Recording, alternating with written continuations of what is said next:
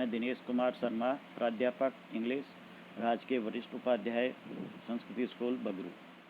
आज हम कक्षा 10 की पुस्तक फुटप्रिंट विदाउट फीट का चैप्टर 5, जिसका नाम भी फुटप्रिंट विदाउट फीट है, उसके भाग 1 का अध्ययन करेंगे। The two boys started in surprise at the fresh muddy imprints of a pair of bare feet. दो लड़के अचंभे से उछले at the fresh muddy imprints, ताज़ा कीचड़ से सने छापों से। और छाप किसकी? Of a pair of bare feet, पाँव के एक नंगे जोड़े की जो कीचड़ सी बनी हुई छाप है उनको देखकर। What was a barefooted man doing on the steps of a house. एक घर की सीढ़ियों पर नंगे पाँव वाला आदमी क्या कर रहा था? In the middle of London, और मकान भी कहाँ है? लंदन के मध्य में। And where was the man, और वो आदमी कहाँ था? दिखाई नहीं दे रहा था। एज दे गेज्ड, जैसे उन्होंने ध्यान लगा के देखा, a remarkable sight met their eyes, उनकी आंखों के सामने एक उल्लेखनीय दृश्य उपस्थित हुआ। A fresh footmark appeared from nowhere, न जाने कहाँ से एक ताज़ा पाँव की छाप दिखाई दी।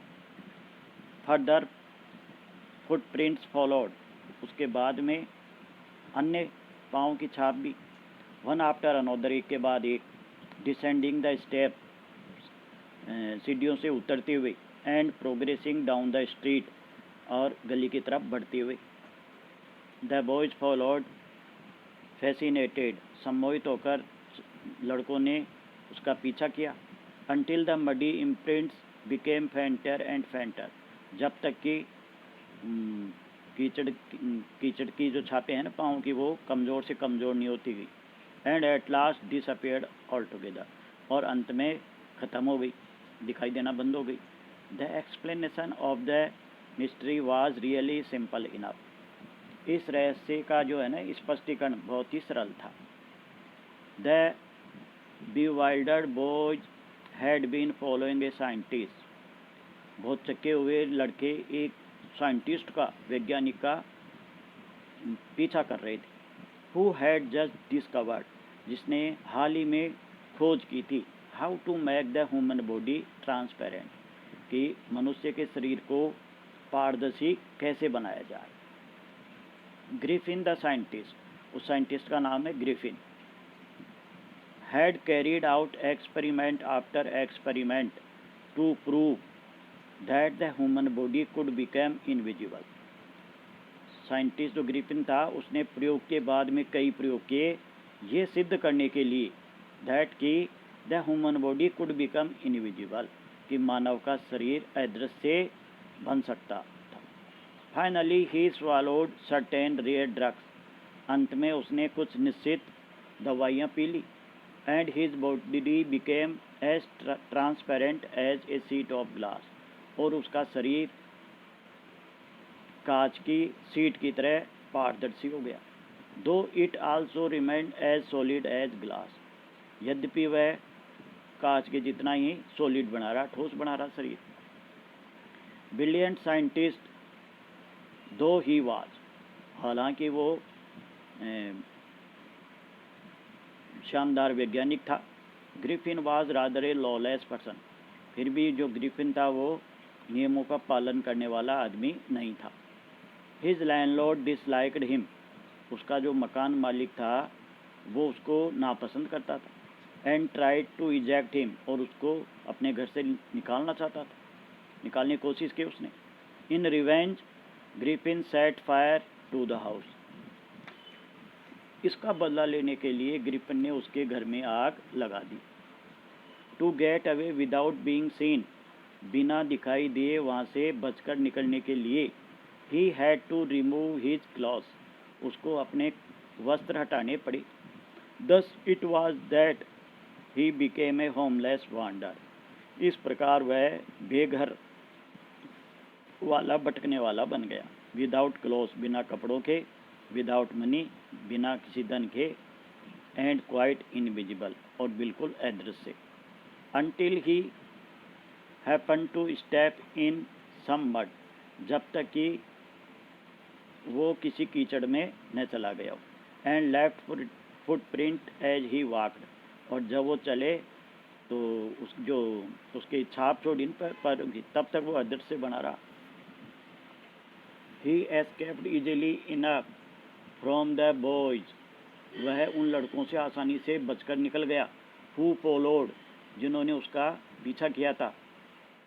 Who followed his footprints in London, जिन्होंने उसके पदचापों का लंदन में पीछा किया था, उनसे बचकर निकल गया। But his adventures were by no means over, लेकिन उसके ये साहसिक कार्य किसी तरह ख़त्म नहीं हुए।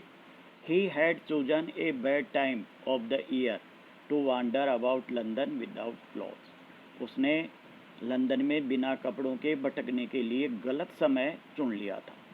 इट वाज मिड विंटर, यह सर्दी की ऋतु का मध्य था।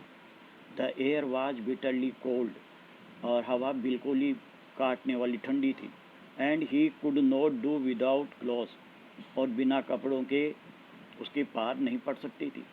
Instead of walking about the streets, he decided to slip into a big London store for warmth.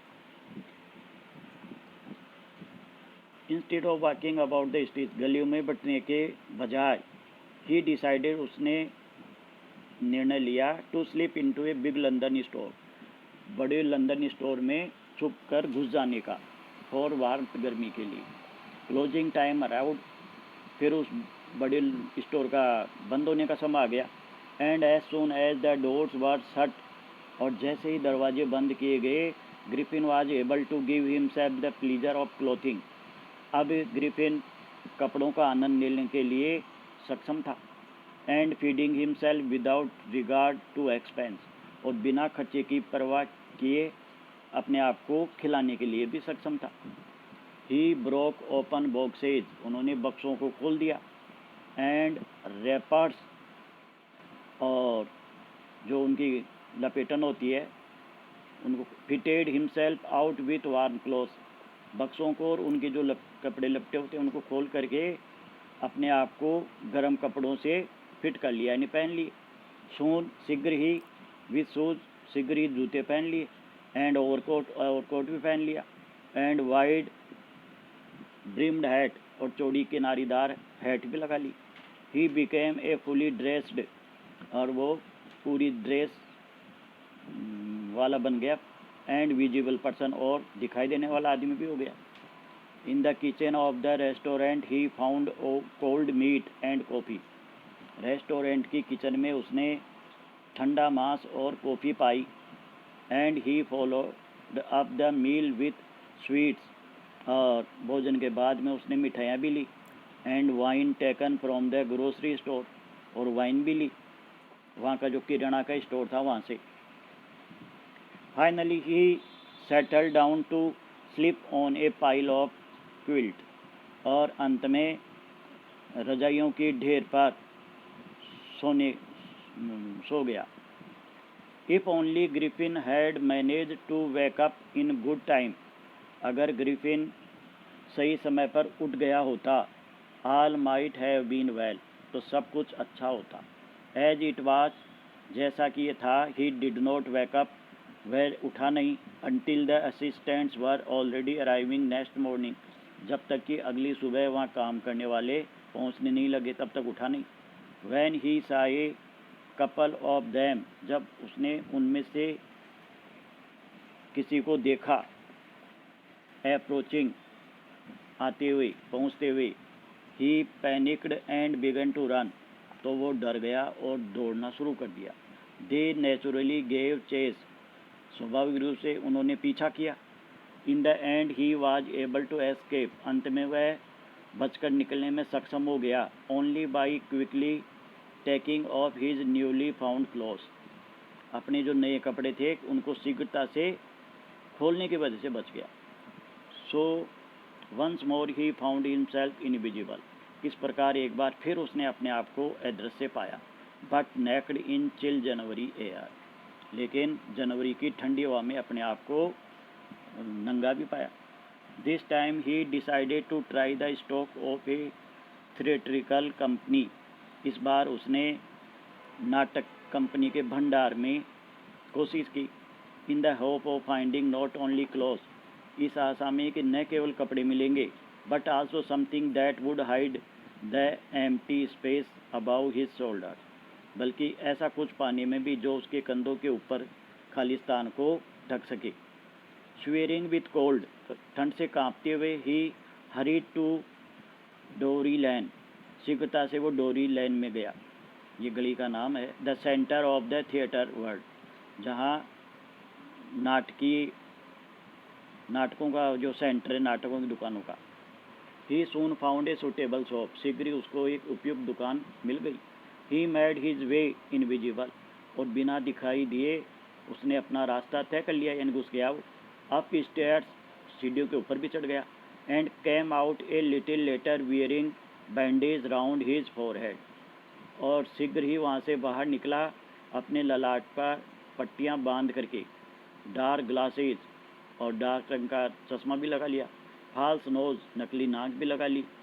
Big bushy side विस्कर्ट्स, बड़ी बड़ी मूछें भी लगा ली। एंड ए लार्ज हैट, और एक बड़ा टोप भी। ये सब पहन करके वापस आ गया उसे। To escape without being seen, बिना दिखाई देकर बचने के लिए। He carelessly attacked the shopkeeper from behind, और उसने बेदर्दी से शॉपकीपर के पीछे से अटैक किया, हमला किया उस पर। After which he robbed him of all the money he could find, after which, इसके बाद में उसने ही रॉब्ड हिम, उस दुकानदार को लूट लिया, ऑफ ऑल हिज मनी, उसका सारा धन, ही कुड फाइंड, जो वो प्राप्त कर सकता था। पार्ट फर्स्ट समाप्त। कल सेकंड पार्ट पढ़ेंगे।